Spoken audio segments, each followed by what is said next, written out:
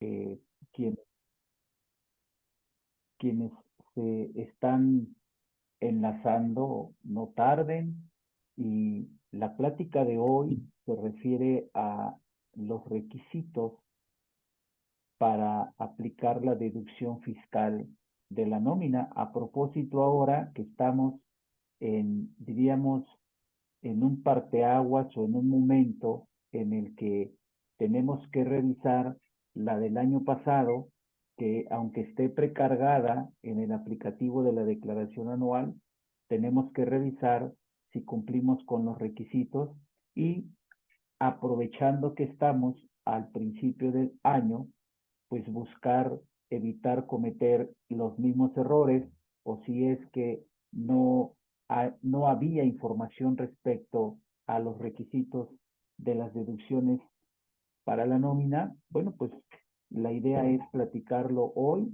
Son varios requisitos que están en la ley del impuesto sobre la renta, y vamos a hacer mención también por ahí algunas disposiciones del reglamento, pero la intención es esa, amigo. Yo agradezco mucho tu invitación a este programa a estas alturas, que has tenido bien dirigir, crear y dirigir. Y bueno, pues como bien lo comentabas, aquí estamos para ello. ¿Cómo ves este tema?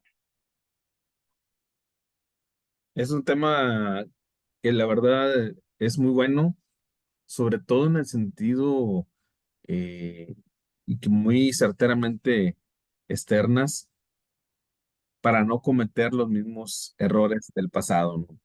Sabemos que de acuerdo a las disposiciones en materia de impuesto a la renta, ley federal del trabajo, reglamento del código, hay varios requisitos que hay que cumplir para poder hacer eh, todo en regla y en cuestión también de la deducibilidad, ¿verdad? Sí, es correcto. Pues mira, yo quiero comenzar primero por hacer referencia al fundamento de ley en cuanto a las deducciones. Recordemos que el artículo 25 de la ley del impuesto sobre la renta señala en una lista de varias fracciones más de 10 deducciones que el contribuyente puede aplicar a sus ingresos para poder disminuirlos, y a su vez generar un resultado fiscal mucho más cordial.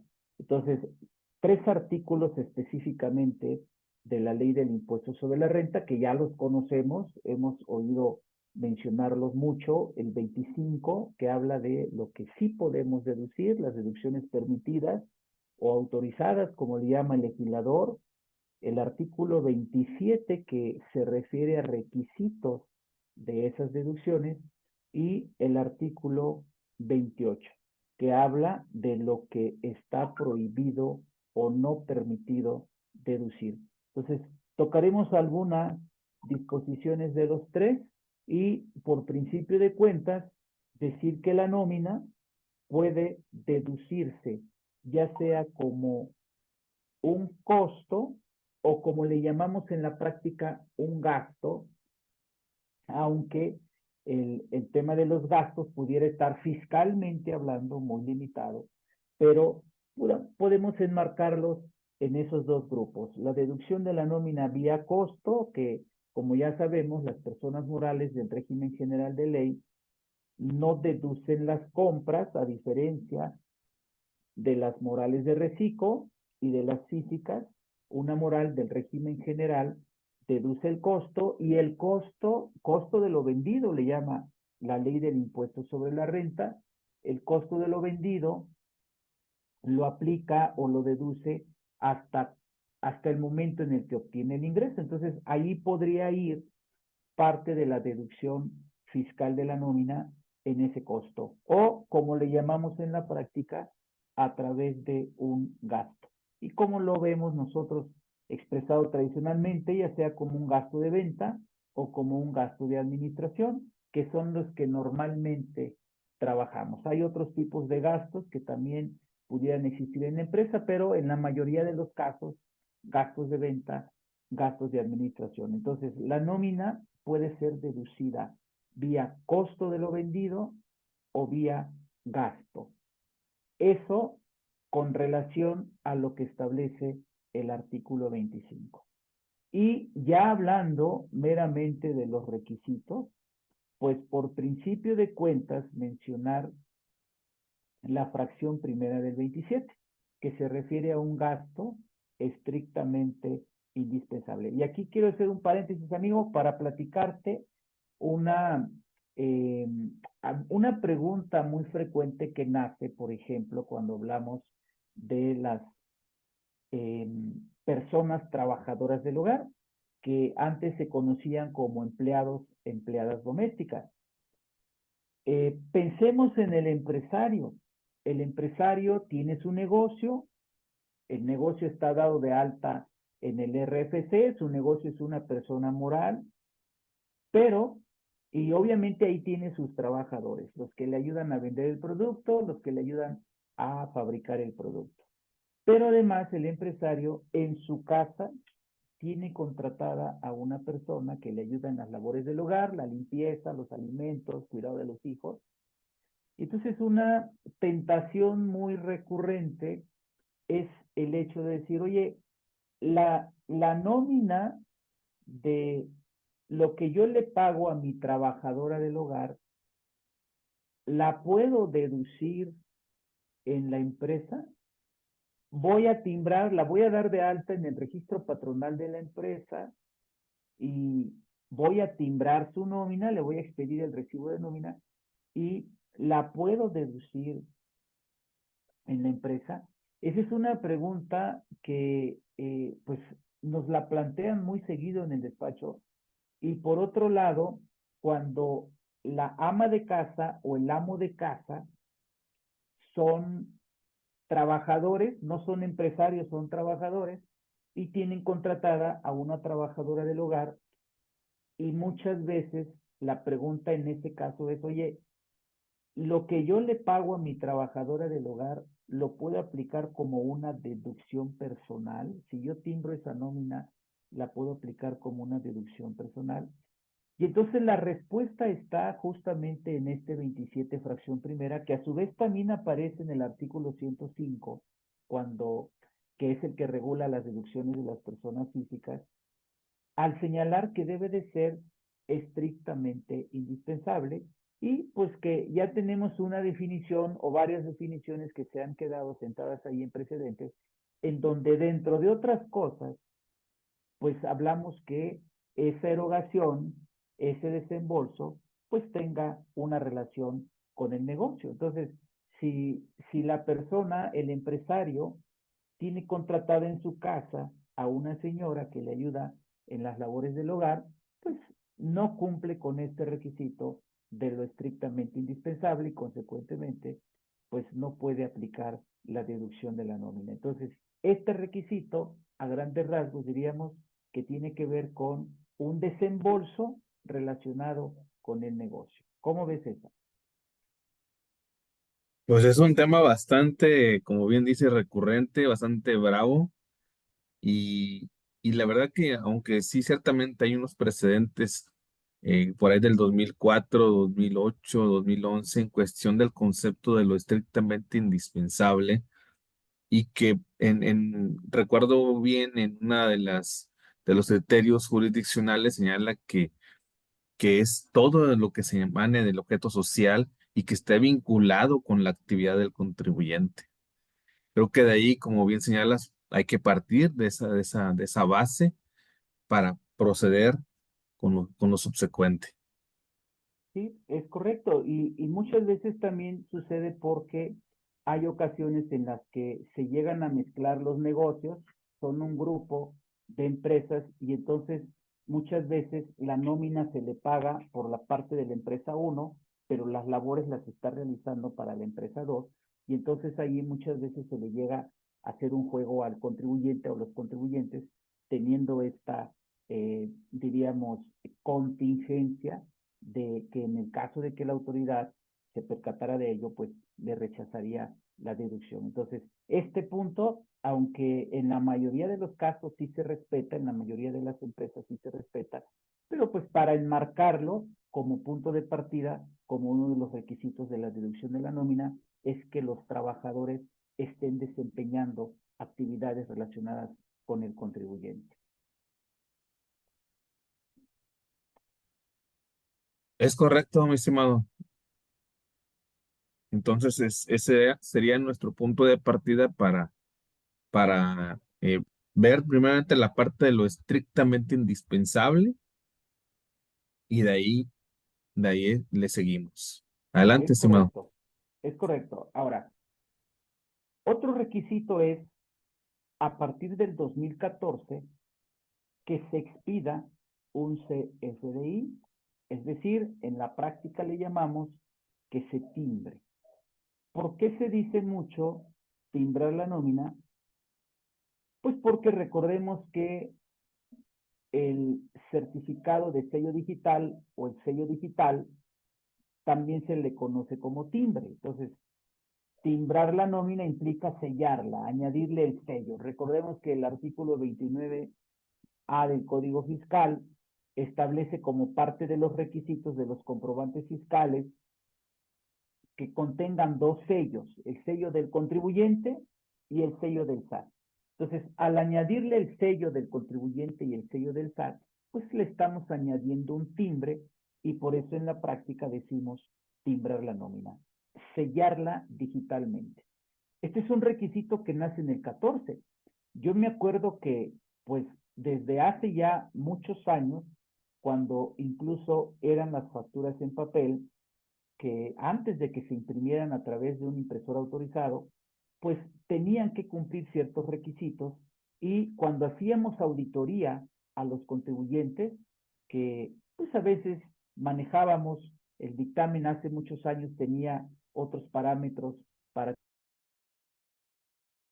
que fuera obligatorio fiscalmente o para que se adhieran al dictamen fiscal, pues nos tocaba dictaminar a las empresas y parte del trabajo era revisar los requisitos que esos comprobantes tenían que cumplir o tenían que llevar por la disposición del Código Fiscal.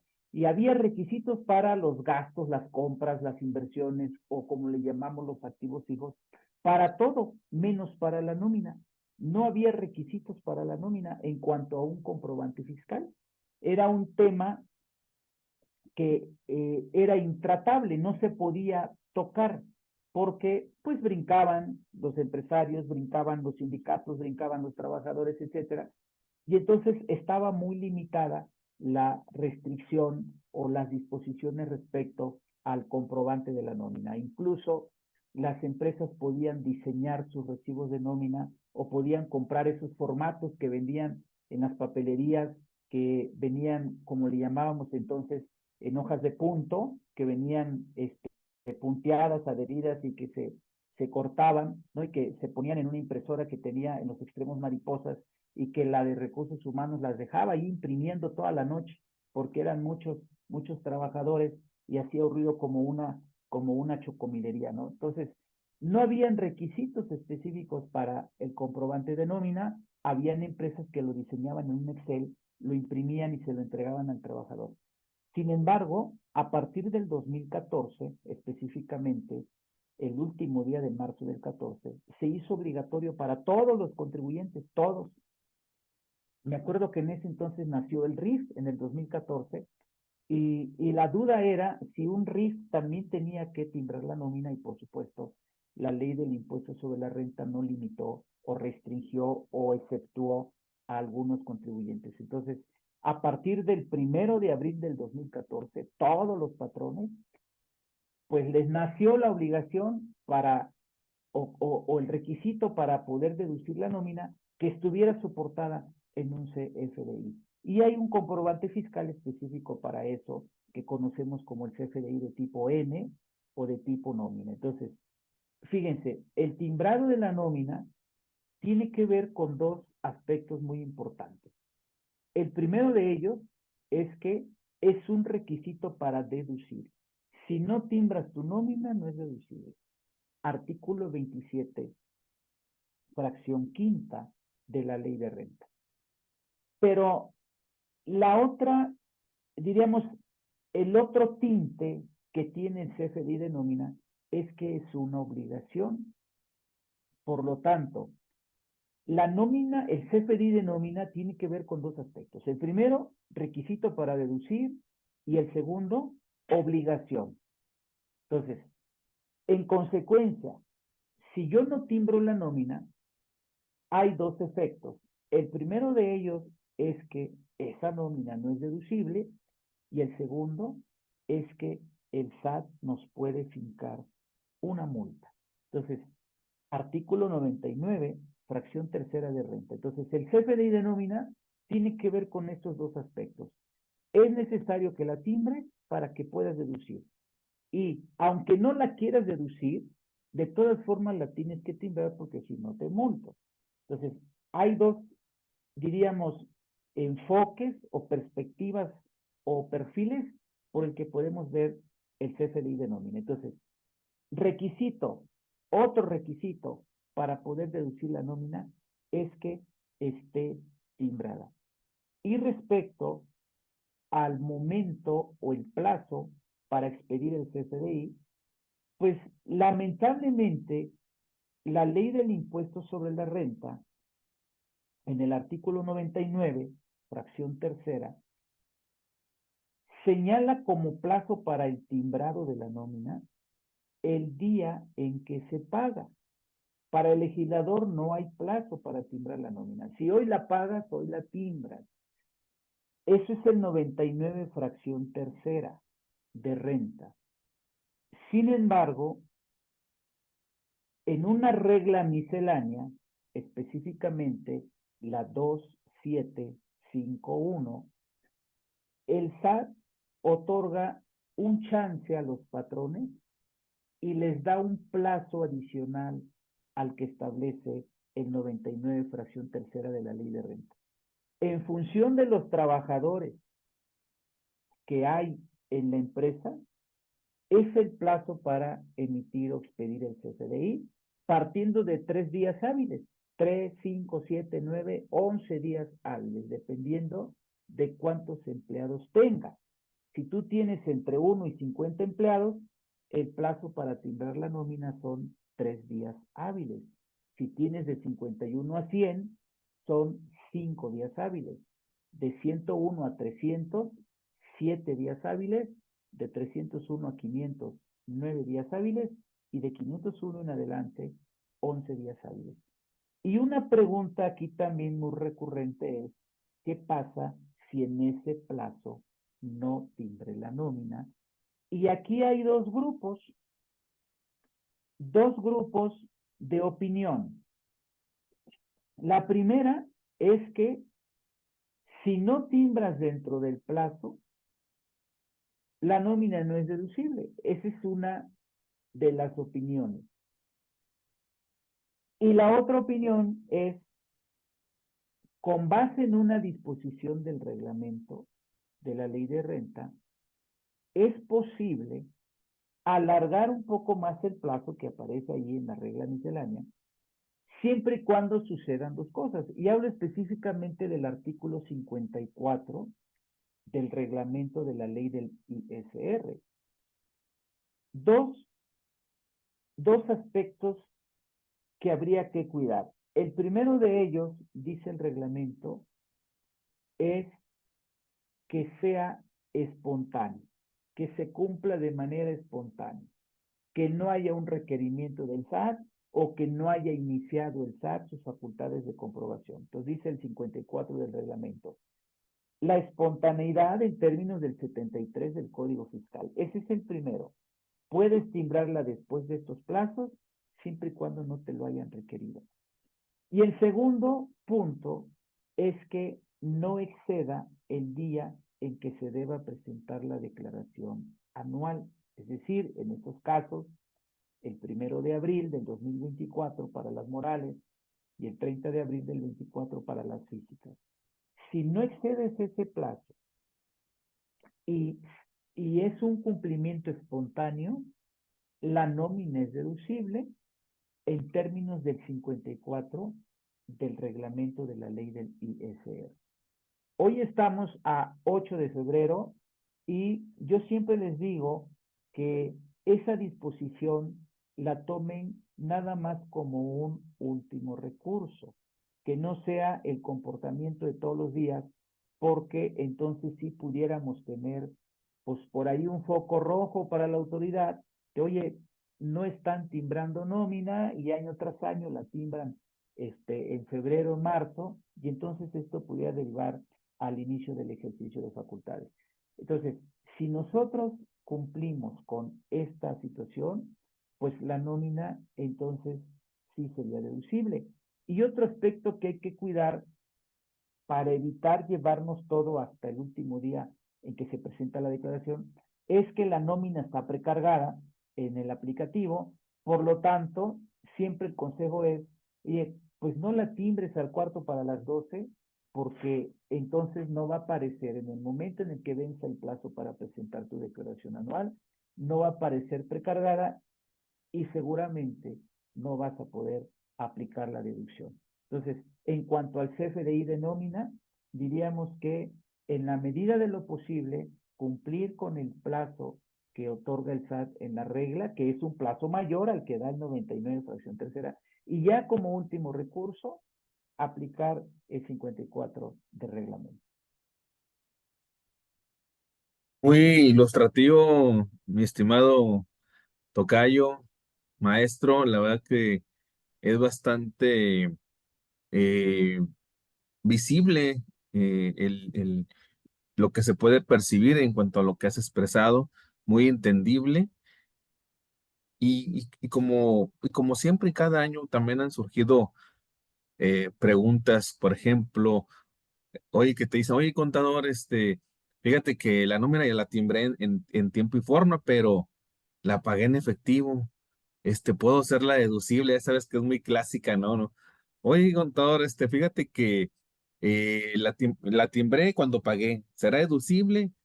O sí o no y por qué, ¿no? Y ahí te vas, ¿no? ¿No? Te empiezan a hacer este tipo de preguntas, ¿no? Que ¿Sí? prácticamente esto último ya lo comentaste, ¿no? Con amplitud, ¿no? Y en cuestión del criterio a que te refieres, bueno, lo que viene estipulado en el reglamento de hacer un plazo mayor, aunque claro, como bien ha señalado, es el último recurso, ¿no? Porque fíjate que en la parte que me ha tocado ver eso en forma recurrente y como bien dices, prenden un foco rojo, ¿no? Entonces, creo que ya sería que aunque está en un reglamento, ¿sí? Sí es factible, pero no es aconsejable que se haga con esa normalidad, porque ahí es donde el fisco va a decir, oye, pues espérame, te estás aprovechando. Sí, Adelante, tocayo. sí, completamente de acuerdo. Y fíjate que retomando ese requisito o ese punto que comentas del pago con efectivo, igualmente en el 2014 se dio una reforma al 27 fracción tercera de renta que establece que los pagos arriba de 2,000 pesos pues tenían que pagarse a través del sistema financiero o de la banca, pero no con efectivo, de lo contrario, pues ya no se cumpliría con ese requisito y no aplicaría la deducción. En ese año 2014 que se reformó el artículo, es párrafo, se quitó el tema de la nómina, porque antes de esa reforma se exceptuaba de esa exigencia de pagar a través del banco precisamente la nómina.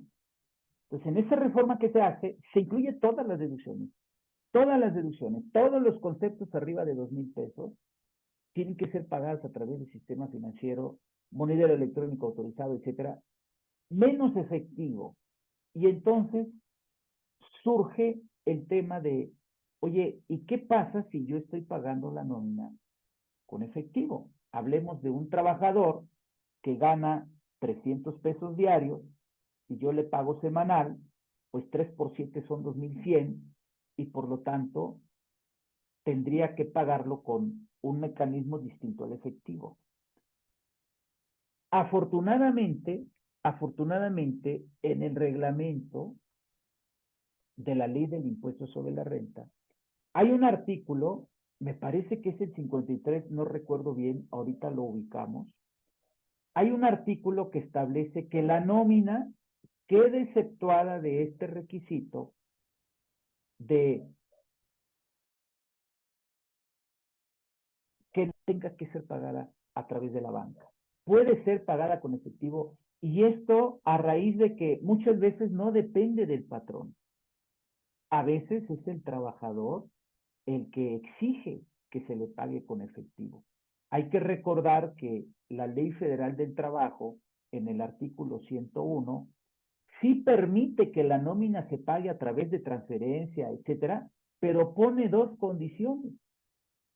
O sea, laboralmente sí puedo pagar la nómina a través del sistema financiero, pero debo cumplir con dos condiciones. La primera condición es que el trabajador esté de acuerdo. Si no está de acuerdo, se lo tengo que dar en efectivo. Y el segundo requisito laboral para que yo pueda pagar la nómina a través de la banca es que los costos que originen esos medios alternativos de pago sean absorbidos por el patrón. Por ese lado yo no le veo problema. En la mayoría de los casos dice el patrón, pues la comisión que me cobra el banco por el plástico y demás, manejo de cuenta, etcétera, pues yo la pago, no hay problema. El problema es que muchas veces el trabajador no quiere que se le pague a través de depósitos en cuenta bancaria, porque él quiere ver el dinerito en su mano. Oye, le dice el patrón, la de recursos humanos, el abogado, oye, es más seguro para ti que yo te pague a través de depósito porque mira, puedes retirar en cualquier cajero de la red, de la cadena, y pues disminuyes mucho el riesgo de un asalto. O sea, si los asaltantes se enteran que la nómina la estamos pagando dentro de la empresa, pues seguramente los van a estar esperando allá afuera y los van a asaltar y bueno, pues ustedes se van a quedar sin su nómina. No importa, dice el trabajador, no importa, yo corro el riesgo, pero a mí me sigues pagando con efectivo. Y por tantito si son sindicalizados, porque pues amenazan o emplazan a la empresa a una huelga. Entonces, a veces no es un deseo del patrón, no es que el patrón quiera hacer trampa o tranza, a veces el trabajador no permite que se le pague de manera distinta al efectivo. Por esa razón a mí me parece muy acertado que en el reglamento aparezca la opción de que la nómina pueda seguirse pagando con efectivo sin perder el derecho a deducirla, independientemente de la cifra que sea, siempre y cuando se cumpla con el requisito de timbrarla. Entonces, ahí está, a propósito de tu comentario, tocayo, respecto a pagar la nómina con efectivo. Excelente, tocayo, y sobre todo porque das en el punto medular, que es el consentimiento del trabajador como primer requisito emanado en la Ley Federal del Trabajo y donde obviamente se pactan las condiciones que debe estar de acuerdo el mismo trabajador y ahí hacen enlace en cuestión de que pueda ser pagada en efectivo. Ciertamente no depende del patrón. Y me ha tocado ver en la práctica algunas empresas de buen tamaño que les siguen pagando o que les pagan más bien en efectivo al trabajador porque así pactaron y así el trabajador lo exige, como bien lo has apuntado. Adelante, Tocayo. Sí, es correcto. El artículo del reglamento es el 43. El 43 dice, yo se los leo, no estoy compartiendo ahorita pantalla, pero se los leo, dice, para efectos del 27 fracción tercera de la ley, las erogaciones efectuadas por salarios y en general por la prestación de un servicio personal subordinado a que se refiere el 94 de la ley, pagadas en efectivo, podrán ser deducibles. Ya no pone límite a la cifra. Oye, fíjate que el director general le pago 50,000 quincenales, ¿se lo puedo dar con efectivo? Sí. ¿Es deducible? Sí. Dice aquí, siempre que además de cumplir con todos los requisitos que señalan las disposiciones fiscales para la deducibilidad de dicho concepto, se cumpla con la obligación inherente a la emisión del comprobante fiscal. Entonces, si la timbras, aunque la pagues con efectivo, no hay problema, es deducible. Ese es el tercer requisito, ¿no? Entonces hablamos estrictamente indispensable, que se timbre, que se pague, no importa, la ley dice arriba de 2,000 pesos a través del sistema financiero, el reglamento dice la puedes pagar con efectivo, no hay problema. Vamos a un cuarto requisito. El tema de las retenciones. La fracción quinta del artículo 27 de la ley del impuesto sobre la renta establece ahí dos aspectos para deducir cualquier pago, cualquier gasto, cualquier erogación, dentro de ellos la nómina. Uno, que se efectúen las retenciones que establece la ley. Y aquí hay un tema muy, muy picudo, muy agudo, porque como tú sabes, a partir del año pasado, tenemos la problemática de que debido al incremento de los salarios mínimos, pues simplemente al trabajador ya no le sale subsidio a pagar. El importe del impuesto sobre la renta, aun cuando se trate de un trabajador que percibe el salario mínimo general, el importe del impuesto sobre la renta supera al importe del subsidio causado que aparece en la tabla. Por lo tanto, al trabajador ya no le sale una cantidad a pagar de subsidio, sino una cantidad a retener de impuestos sobre la renta. Pero es el mismo artículo 96, que establece la obligación de efectuar retenciones a la nómina. En su primer párrafo, el mismo artículo 96 señala que tratándose de personas que en el mes únicamente perciban el salario mínimo general, no se les deberá efectuar retención. Y entonces allí se genera una confusión entre los usuarios, entre los operarios, los jefes de nómina, etcétera, porque dicen, oye, el 27 fracción quinta establece que debo retener y enterar esa retención para que pueda hacer la deducción de la nómina. Pero el mismo 96 nos dice que a los trabajadores o a las personas que en el mes únicamente perciben el salario mínimo general, no se les debe efectuar ninguna retención. Y entonces surge esa confusión o esa problemática. Pero, pues definitivamente es la propia ley en ese párrafo que les comento, el primer párrafo del 96, que establece que si el trabajador únicamente percibe el salario mínimo general, pues no se le debe efectuar ninguna retención. Que ojo, no es lo mismo decir que está grabado pero no le retengas a decir que está exento. El salario mínimo general no está exento. Los exentos aparecen en el artículo 93 a partir de la primera fracción, y si se trata de la nómina, las primeras 17 fracciones del 93 hablan de los exentos, y allí no aparece el salario mínimo general. El hecho de que la ley nos diga no le retengas no significa que está exento. Imagínense que el salario mínimo general estuviese exento, el patrón no lo podría deducir al 100%.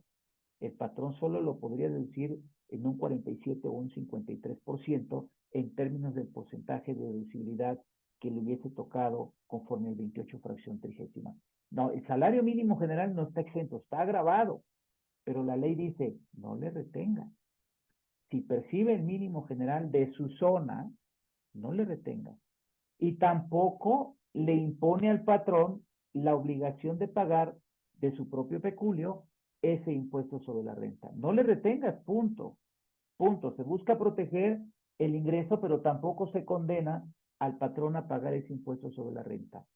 Y aquí lo que debiéramos nosotros revisar es que si a esos trabajadores les efectuamos o no el cálculo anual del impuesto sobre la renta. Entonces, como un requisito allí es el hecho de que si estás obligado a retener, debes efectuar esa retención y debes enterar al SAT esa retención. ¿Cómo ves ese punto? Es muy bueno, tocayo, la verdad. y pudiera prestarse a controversia, pero aquí, como decimos aquí en el norte y allá también, la ley manda, ¿no? Tocayo, hay una pregunta de mi estimado, también amigo y maestro, le mando un saludo a mi estimado Efraín. Este, está haciendo dos preguntas bastante interesantes. Y la primera señala, ¿cuál es su opinión sobre el derecho a la autocorrección contenido en la Ley Federal de los Derechos del Contribuyente? Si la nómina se timbra posterior a los plazos establecidos en la Ley de Impuesto a la Renta, ¿podría deducirse? Y la segunda pregunta, si tengo dos patrones y cada uno me paga el salario mínimo, ¿están obligados a retener? Ok, eh, muy picudas las preguntas, maestro Más la segunda, ¿no? Efraín. Este, te mando un saludo, un abrazo, un gusto que eres por aquí. Eh, Vamos a responder las dos. Fíjense, conforme a la ley, conforme a la primera, conforme a la ley, no sería deducible, conforme a la ley. Sin embargo, a mí me parece que si nosotros vamos un poco más allá de lo que establece la ley, sí se pudiese pelear en el caso de que la autoridad rechazara la deducción, sí se pudiese pelear la aplicación o la aceptación de la deducción y me parece que el contribuyente o el patrón podría tener un porcentaje muy alto de que los tribunales resolvieran favorablemente, porque ya no hablaríamos en un apego a lo que establece la ley, sino como bien lo señalas, esos derechos que le corresponden al contribuyente. Entonces, a mí me parece que sí es ganable el que se pueda deducir esa nómina con base en estos derechos del contribuyente, pero considero que tendría que haber una resolución favorable por parte de la autoridad judicial. Entonces, me parece que sí, bajo esa premisa. Estrictamente hablando, con apego a lo que señala la ley, allí sí es muy clara y se establece que pues se deben de cumplir con esos requisitos dentro de los plazos y nada más tendríamos el plazo del 54 del reglamento para, diríamos, como un tiempo adicional. Pero yo considero que si es puesto a consideración de los jueces, de los tribunales, sí hay posibilidad de obtener una resolución favorable. La otra que plantea, si tengo dos patrones y cada uno me paga el salario mínimo, ¿están obligados a retener? En mi opinión, no. Porque la ley aquí no se refiere o no habla de alguna condición. De hecho, el patrón no está obligado a preguntarle a su trabajador para estos menesteres. Para otros sí. Por ejemplo, en el caso del subsidio para el empleo, allí sí el patrón está obligado a preguntarle a su trabajador si percibe ingresos simultáneamente a otro patrón y si éste le aplica o no el subsidio para el empleo para que el segundo patrón no se lo aplique. E incluso establece la disposición que se debe de contar con un documento escrito. Pero en cuanto a la posibilidad o a la situación de retención, el 96, primer párrafo de renta, no le impone al patrón investigar que si el trabajador percibe un salario mínimo general de otro patrón, entonces los dos debieran retenerle o el segundo o el primero o una especie de proporción. No.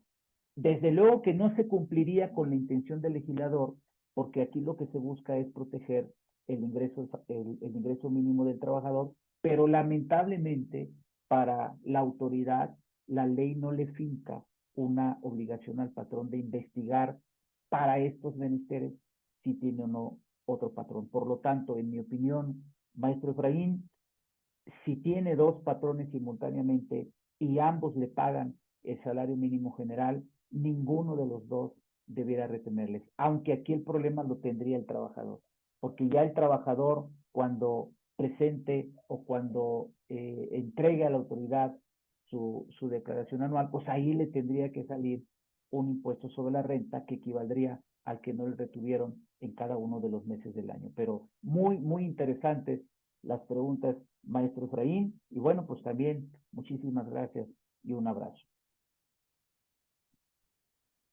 Vaya que mi estimado Efraín se aventó con dos preguntas de alto octanaje, ¿no?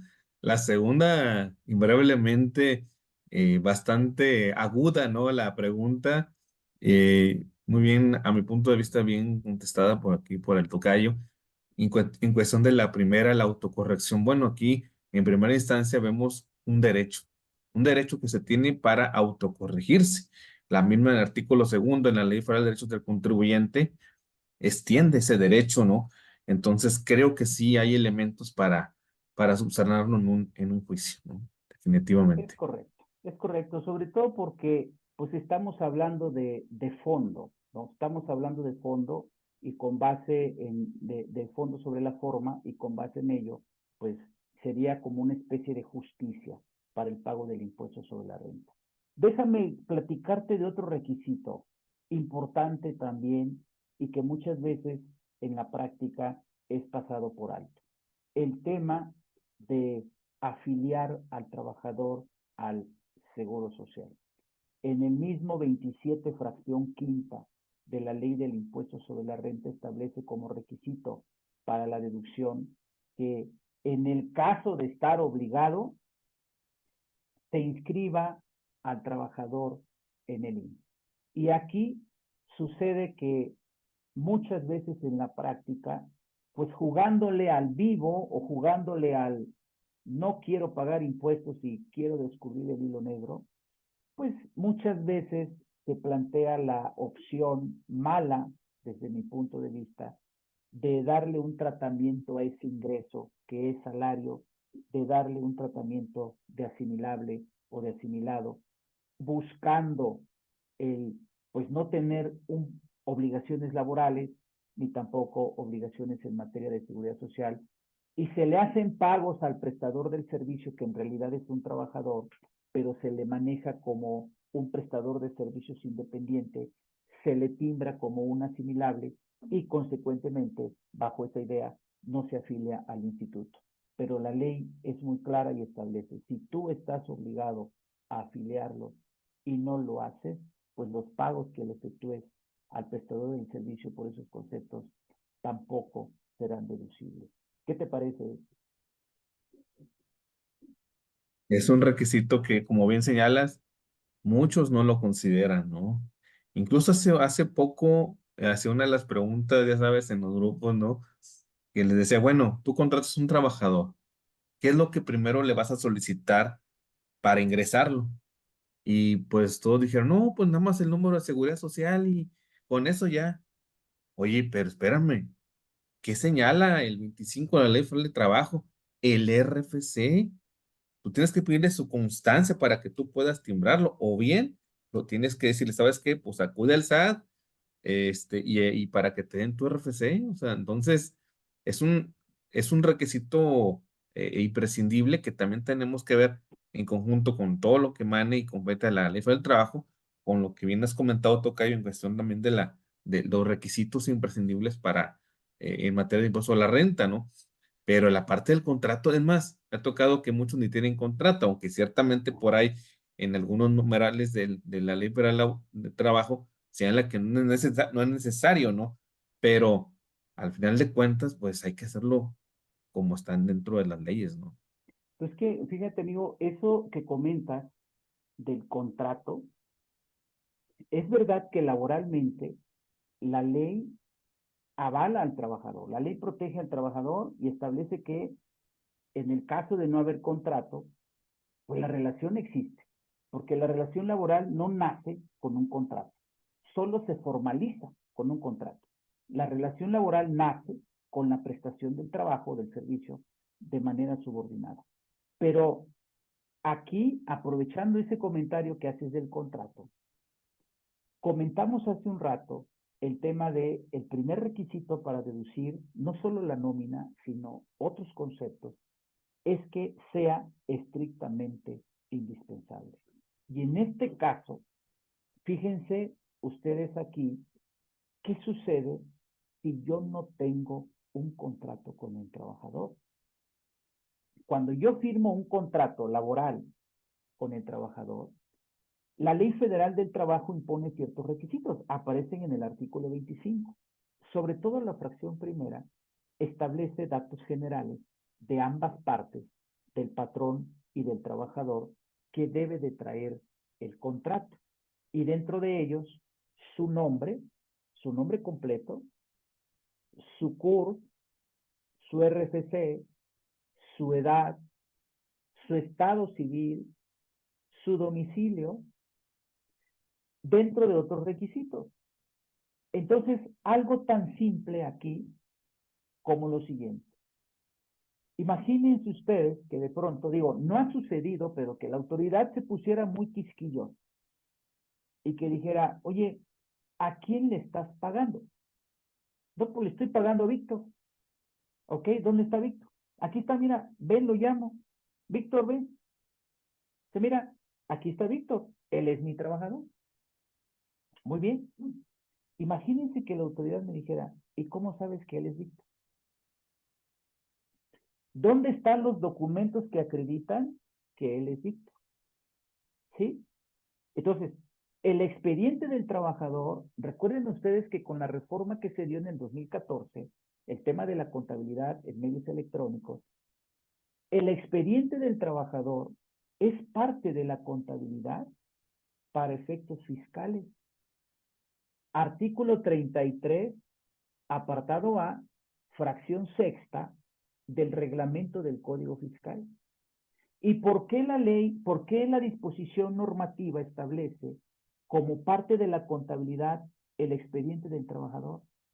Pues precisamente por este requisito de lo estrictamente indispensable. A ver, tú le estás pagando a fulano y dices que es Víctor. De hecho, el recibo de nómina dice Víctor. Ok, ¿dónde está Víctor? Aquí está Víctor. Demuéstrame que él es Víctor. Y ahí es donde cobra importancia el expediente del trabajador.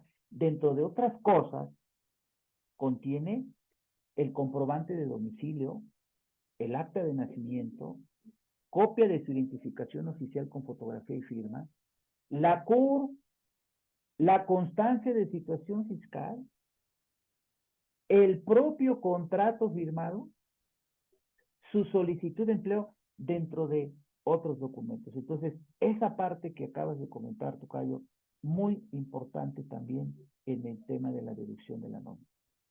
Excelentísimo, excelentísimo comentario, tocayo, muy atinado. Aquí la contadora Dalia Zulema quiere hacer una pregunta. Adelante, contadora. Hola, muy buenas noches. Joven. Yo tengo una duda con respecto a la retención del impuesto en los salarios mínimos. Por ejemplo, en el caso mío, yo el 80% de mi plantilla, pues tienen salarios mínimos, en la frontera. Entonces, aquí, pues nosotros en base al salario mínimo, pues se dan bonos de puntualidad, de despensa.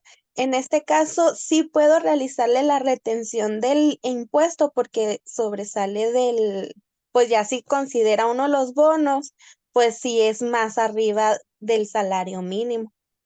O Claro, aquí tendría que estar respetando esa misma regla. no. Fíjese, contadora Dalia, buenas noches, Buenas que noches. aquí en este caso, la ley de renta es muy clara en cuanto a la no retención del impuesto. Y ahí establece que aquellos que en el mes únicamente perciban el mínimo general, no se les debe efectuar retención. En el caso suyo, independientemente de que los conceptos adicionales estén grabados o exentos, como el caso de la despensa, que se otorga en moneda electrónica autorizado, está exenta, el caso de los bonos que están grabados, no importa si el concepto, la cantidad adicional está exenta o grabada, es un importe adicional al mínimo general, por lo tanto ya no percibe nada más el mínimo general y en ese supuesto sí se le debe efectuar retención a los trabajadores. La orden o la disposición aplica únicamente para los trabajadores que en el mes perciben nada más el salario mínimo general. Aquí, por ejemplo, en el caso que usted precisa, sí debiéramos distinguir lo que dice la ley del Seguro Social. porque también la ley del Seguro Social, que busca proteger el ingreso del trabajador, establece en el artículo 36 que no se le debe efectuar la retención de la cuota obrera, pero ahí la disposición es diferente, porque ahí no dice cuando en el mes perciban únicamente el mínimo general. El 36 de la ley del Seguro Social dice que cuando perciban como cuota diaria, allá no habla de percepción en el mes, sino como cuota diaria, el salario mínimo, y tampoco especifica que sea el mínimo general, puede ser también el mínimo profesional. Pero en renta, el artículo 96 en su primer párrafo es muy claro. Y si el trabajador percibe más del salario mínimo general, sí se le deben efectuar retenciones, como es el caso que usted está planteando.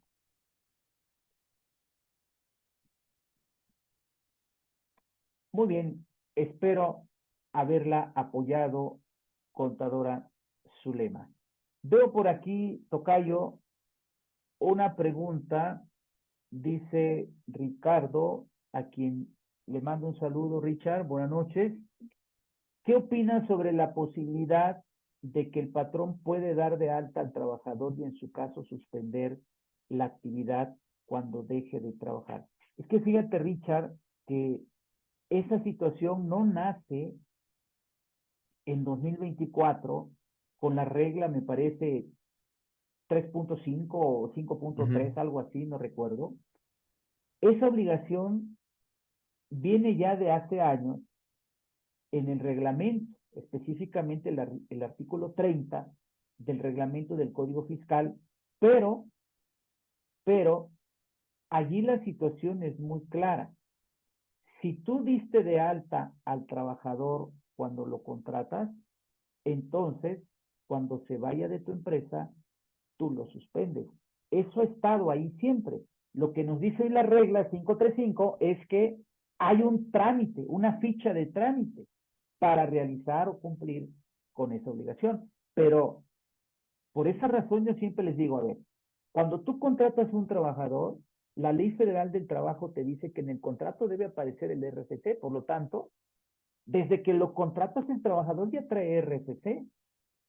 Consecuentemente, como ya trae o ya tiene RFC, tú no lo diste de alta. Y como tú no lo diste de alta, cuando se vaya de tu empresa, tú no lo suspendes, porque el artículo 30 del reglamento establece, el reglamento del Código Fiscal, establece que el aviso de suspensión se va a presentar siempre y cuando el patrón lo haya inscrito al RFC en el momento en el que lo contrató. En mi opinión, en ese sentido, si tú contratas un trabajador y ya trae RFC, tú no lo diste de alta y por lo tanto tú no lo suspendes. Dices, fue hace muchos años que se hacía si el trabajador, es correcto, se hacía, pero lo que no se hacía era la suspensión, digo, Richard, la suspensión no se hacía, yo contrataba un trabajador, antes no se timbraba la nómina, simplemente servía el dato para la declaración informativa, tanto de pagos y retenciones como de subsidio para el empleo, y hasta ese momento estábamos sufriendo con que no contábamos con el RFC del trabajador y se daba de alta hasta febrero del año siguiente cuando se presentaba la informativa, y cuando el trabajador se iba de la empresa nunca se suspendía. Hoy ya con el timbrado de la nómina, digo, la mayoría de los trabajadores, salvo que sea un muchacho recién egresado de la escuela o recién llegado a la mayoría de edad, no tiene RFC y se le da de alta, pero yo siempre les aconsejo, para cumplir con la Ley Federal de Trabajo, desde que tú lo estás contratando como parte del checklist, le dices tu RFC, entonces él se tiene que ir a dar de alta en el RFC y por lo tanto, al contratarlo ya tiene RFC y cuando se va de tu empresa no lo suspendes, mi buen Richard. Gracias, mi buen Richard. Pues ahí estamos, tocayo, da tiempo para hablar de un requisito más, ¿o cómo ves? Adelante tú, Gallo. Muchas Tú eres, gracias, tú eres el expertise, el experto. muchas gracias. Pues miren, hay más requisitos, pero yo solamente quiero tocarles el requisito que tiene que ver con las disposiciones del subsidio para el empleo. El 27 fracción quinta de renta, dentro de los requisitos para deducir la nómina, dice que se cumplan con las disposiciones del subsidio para el empleo, y ahí hay un punto muy importante.